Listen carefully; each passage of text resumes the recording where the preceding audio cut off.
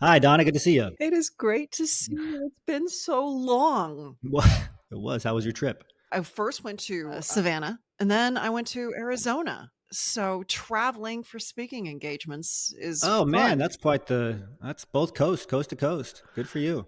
Yeah, it was And you got fun. an article published I saw online. Yes, Very right nice. here, the woman, woman's world. Women's World. That's great. Hey, first of all, anything that's in print is still. I mean, we're such tactile creatures, right? It's amazing to see it in print still. I don't know. It I guess for some. it is for me. It is for me, and I keep them. I keep them. I've never created a scrapbook or anything, but I have all the Yeah. different magazines and the newspapers, and there is something thrilling about seeing the name, and I'm hoping that maybe my phone starts to ring off the hook from all the people who read Woman's World. It's right in the checkout counters. I mean, that's really Yeah. anytime you see something I still think in terms of circulation, this kind of stuff. I don't know if this is phased out, like if that makes me like it's like a generational thing. Like does like Gen Z look, do they think of circulation like they want to get published in print, or they're trying to get on the biggest podcast maybe? That's a really good question. I have never seen my stepdaughters. I judge everyone, like, in terms of, like, the whole Gen Z Okay. is like, I look at my stepdaughters because they're, 23 and 27, and I don't think I've ever seen them with a book or a magazine. So great. So yeah, so then that's exactly it's fascinating what's happening. I think most people have like a show now. I mean, as Mhm. we say this on a show, but most people, I mean, the podcast, I mean, it's even affected the presidential election. I mean, to see both candidates going on these shows, which did not even happen when it Yeah. could have happened 4 years ago because of everything. You think it would have happened more then, Mhm. but it wasn't as accepted. And so I think with like what happened over the last few years, accelerated everything online, accelerated podcasts, accelerated videos to now even people who are running for president on both sides are doing all kinds of shows to Mhm. all kinds of, and they're basically podcast shows. They're podcast Yeah. style shows. And it's long form. It's Yeah. long form. Some Conversations. of these podcasts are 3 hours. Just And hang. you can't hide. You can't hide ignorance. You can't hide anything in 3 hours. It gives a person time to really show who they are and what they're about, and I You like have that. to, and well, I think people want to watch we've talked about this, right? Like two human beings in the same room interacting because you can't fake that now with AI. Mhm. Even AI, I mean, entire podcasts can be faked with AI, entire podcast. I mean, I think even shots like this very Mhm. soon, it's going to be pretty easy. But when you have two people interacting in a room together, it's Yeah. like, I was just doing a test for audio on another device. Somebody was using Skype, which didn't know people still use Skype. Oh, I But know.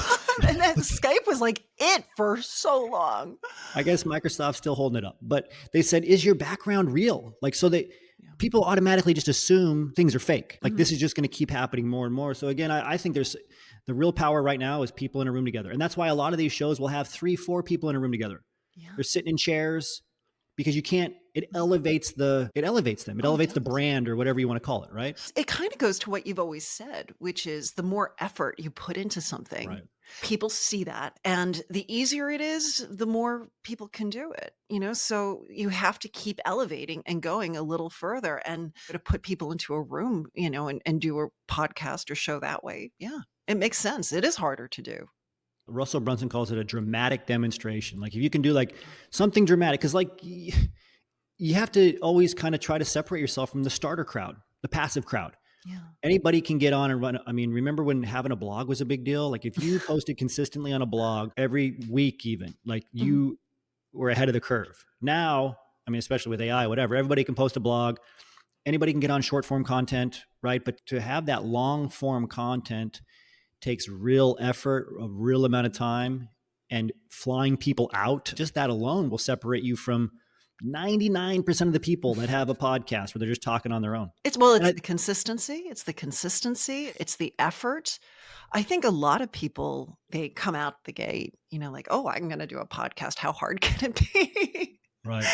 And that's why you see, I think if what was the number? I heard a stat, like the vast majority of podcasts have less than 10 episodes. And I would say, yeah, I like where you're going here. Like the first step is just consistency. Can you even be consistent? Sure, go by yourself and podcast for a year first, Mhm. but then you got to constantly be elevating. And I think this is true for anybody who's trying to, whether you're trying to advance in your career, your own business, whether you're trying to get hired, like you got to ask yourself, how can I elevate above like the passive crowd? I actually read this article that talked about how getting hired is like selling, like you're selling yourself, right? This is obvious to a lot of people, but most of us hate this idea of selling ourselves. And so it said step one, it was a two-step process really. It said make a list and update your list. Like you have to have a pipeline of something. Like Yeah. you have to actually follow. Most people don't even do that. They're just looking at job postings online, or they're hoping for that next promotion. And then it says you got to move from the passive crowd to the active crowd, as in you got to go out and shake hands. You got to go meet people. Most people, their entire approach to getting whatever goal they want is to sit back and think about it and research as much information as possible, as if that is taking action in some way, when it's really not. It's in some ways, I think that action, right? It's so hard.